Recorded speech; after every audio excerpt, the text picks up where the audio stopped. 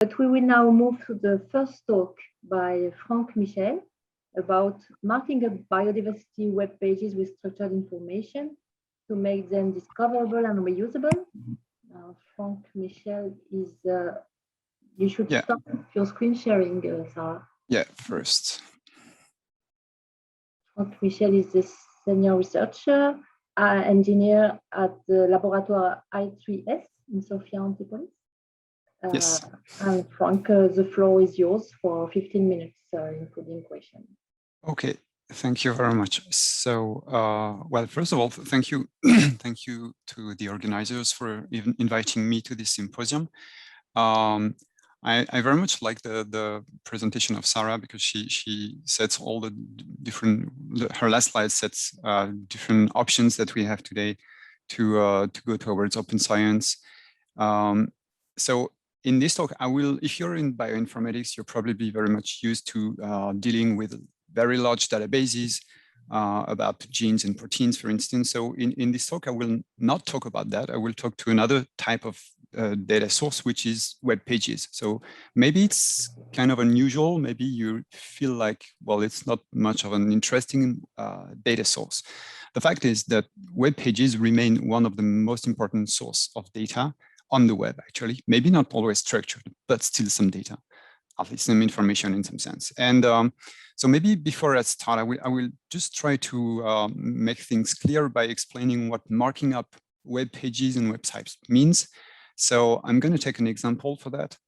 If I find my mouse, sorry. So if you go to a website like IMDb and you look up a movie, you will get a web page like this one, which is basically a regular web page. It's meant for humans, right? Now, if you look at the code of the page, you're going to see that there is a section of a script section of type JSON-LD. I will say a word about that later. And this part is actually something that is not displayed on the web page. It's not printed out, but it's not meant for humans. It's meant for machines. And when I say machines, the idea is to make the web page interpretable primarily for search engines so that they can understand what's in there, but also for any other kind of application that can scrape the data from the web pages and do something, whatever they like with it. And if you like Google the name of that movie, you will get a list of results. And here in that list, you will see the result concerning this web page, IMDb. And as a matter of fact, you see that Google not only displays the web page title, but it gives you structured information. It knows what is the director, the language, release date, and so on. The fact is that Google, like most of the search engines, harvests the structured markup data that is on the web page and uses it to fuel its own, in this case, Google knowledge graph. And that's based on that knowledge graph that they will be able to build something like what you have on the right here, which is what they call the rich snippets. So you see that marking up your web pages has quite an influence, at least in terms of searching results, searching web pages, ranking, and so on. And markup can be done in different ways. One of the most common way of doing that today is schema.org. So probably you've heard about it already. Schema.org is an 10 years old project, collaborative project. It was funded initially by major search engines. And the idea behind this project is to define a vocabulary to describe most common things on the internet. So I insist on the internet, which means that you can mark up things not only in web pages, but you can mark up things in your emails and any other thing that you would do on the internet. Even though, yeah, web pages are the most massive use of markup data. And what you find usually on the web, the most common things is about concerts and music tunes, movies, products for sale, I don't know, cars and cookies recipe. So that's very interesting, but if you're doing bioinformatics, you don't really care, are you? So the idea is here, the first thing is to provide structured information in your web page, right? So you're going to help search engines to understand what's there, index the web page, and probably rank it and make it more discoverable because it's indexed more cleverly. There are several ways of doing that. You can, the example I showed was about JSON LD, but there are other formats. Now, the good thing about schema.org is that it is meant to be extensible. So like I said, if you're in bioinformatics, you don't really care about cooking recipes, actually not in your professional life. But there are some extensions of schema.org that you should be interested in, and this one in particular, which is bioschemas. So the goal of that project is to extend schema.org vocabulary for life sciences at large. That's pretty wide. So it's also a community project. It's separate from schema.org, even though there are connections with schema.org, of course, but it's a different project. And the idea is to say, okay, what are the most common things that we have to deal with in life science? And what are the terms that we need, and how could we use those terms to describe what's in a web page that talks about a gene, a protein, a scientific workflow, and so on. So the approach is to reuse as much as possible what exists already in schema.org and eventually extend it with new terms when it is needed. Although the idea remains to keep it simple. That is, we don't want to create new domain ontologies to describe genes and taxonomic information that really remain at a higher level. One important thing also in schema.org is to provide guidelines as suggestions or recommendations about how to mark up information about your resources. Schema.org is pretty flexible. You can do more or less what you want. Those guidelines help you out in making sure you annotate your resources in a more, maybe not strict, but specific and precise way. And finally, we also try to reuse as much as possible existing vocabularies, domain vocabularies when they are well adopted by the communities and so on, so that people are not totally lost. I mean, they feel like at home, if I can say.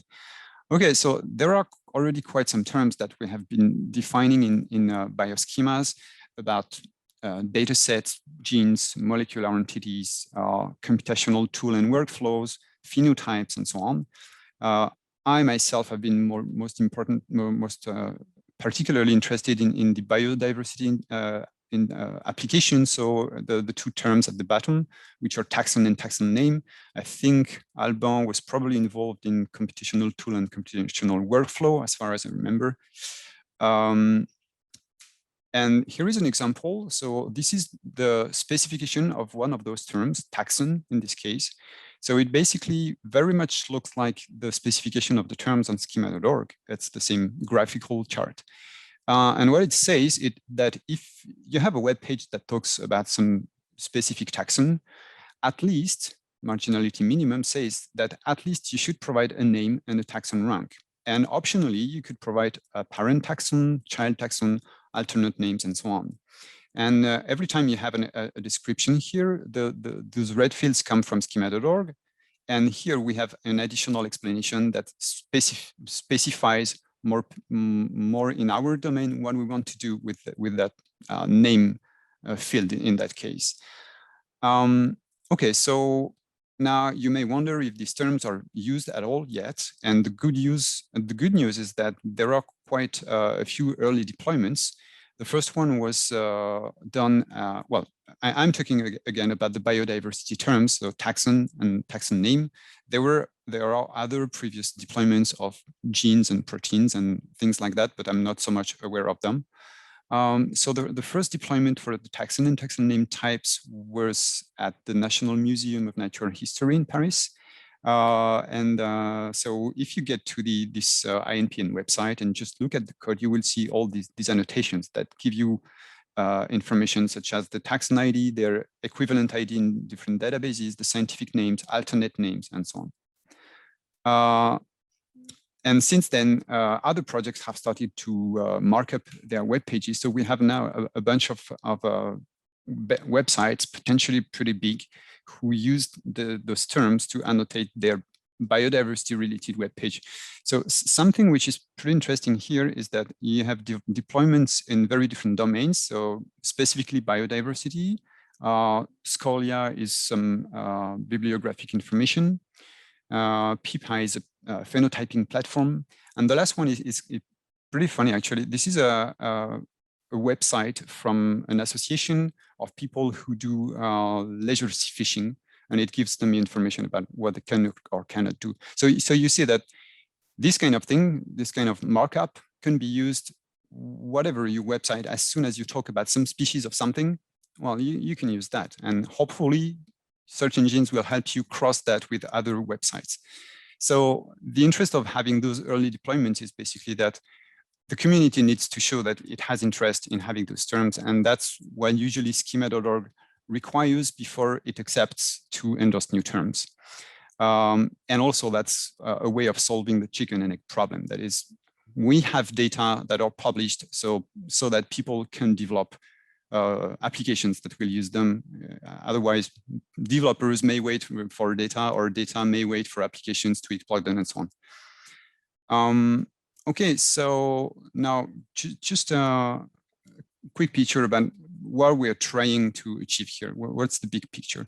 The idea is that if you have one website doing this kind of thing, that is marking up web pages with a taxon and taxon name terms, well, if this is just one site, it's pretty useless. Now, the interest comes when many people do it right.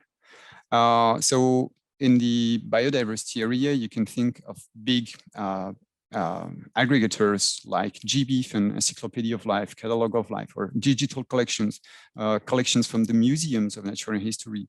But you have also literature websites and citizen science platform and so on. So think also about all the gray literature, you know, these things, these works that are on your laptop, not published. These are maybe reports, maybe spreadsheets. You don't know what to do with them because it's not published, but still it could be useful. So why wouldn't you just write a web page, put that on that web page, annotate it with the right terms, whether you talk about gene or anything else, and let the search engines do the rest. So that's the whole idea. And once we can reach this critical mass of information, then we hope we will see lots of applications coming up, not only search engines, but aggregators that will scrape the data from all of these web pages.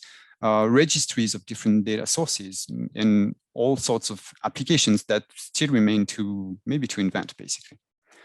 Okay, so just a few takeaway messages. You can see that marking up your web pages can really increase its visibility and discoverability. This is general purpose of marking up, and in particular, it can be very effective in life science domain. And the idea is that you can really use that to connect, I say, unconnected pieces of data. There are lots of things. I mentioned this example of gray literature. There are lots of data that are probably somewhere out there, not visible by anybody, although it could be useful. So the idea is really to have a way to connect that at web scale. So even then, that's not a magic bullet. That is, if you have problems, if data integration is complicated because you have discrepancies in the data, that, well, marking up your web pages will not solve any of that. Okay, the problems remain, but still, you have a way to discover the data.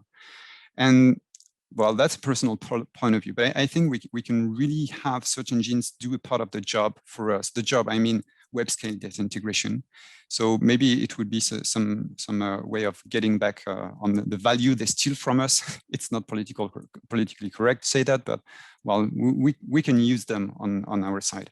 Now think about, there is already a Google data search engine. Well, with this kind of markup information, we could have, I don't know, a species search engine and maybe a gene search engine, and all of these kind of things could emerge just because web pages are marked up.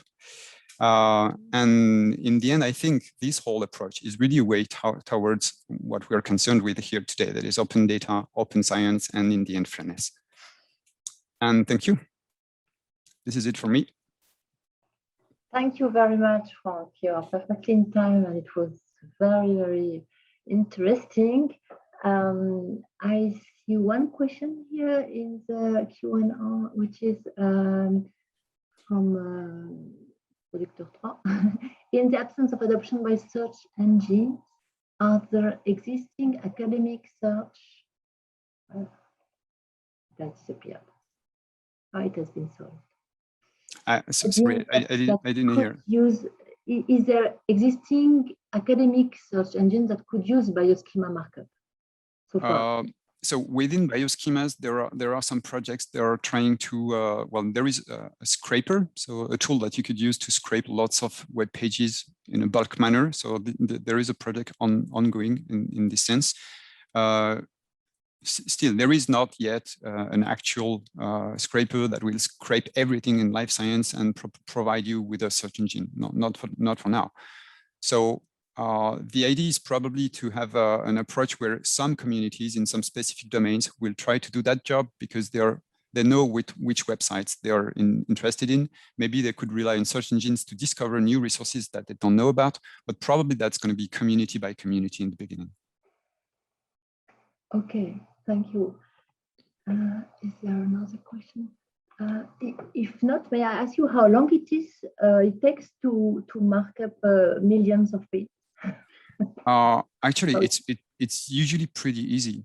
The thing is, when you have millions of web pages, well, that means you have a process that takes data from your database and builds your web page on the fly. Okay. You already have that data coming from your database. So it's just a matter of adding a little piece of script within the template of your web page, and this is it. So honestly, it's pretty straightforward and inexpensive. Yes, exactly. It is at the same time as the web page is produced. Okay. Yeah. Okay. Thank you very much. If is there another question, Almo? May I ask a question to Frank? So you are a semantic web guy. So you have been involved in querying, mining large volume of data. So here we see that we are easing the production of metadata at web scale. It's very easy. So it will result in very distributed markup. So how do you see? What are your thoughts about querying and combining these very distributed metadata?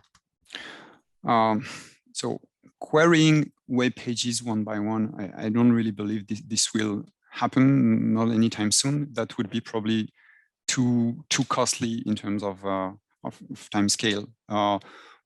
What I think is most likely is to have scrapers that will gather information from lots of pages from a specific domain, store that somewhere, maybe in a distributed manner, maybe in the web of data, whatever, but make it available, yeah, either using a Sparkle engine or so on. In this process of scraping, I think also search engines can be the entry point. That is, you know some of the results you want to scrape because you're doing bioinformatics, but maybe you will discover some sources you never heard about, but are still very interesting. And here, search engines will help you because we don't have the power to browse the web. They do. They have this huge infrastructure to browse the whole web. So probably we can find very interesting ways of leveraging search engines to do that kind of thing that we don't have the power to do. Thank you very much, Frank. We have to move now. Sure. To the next speaker. Thank you, Frank. It is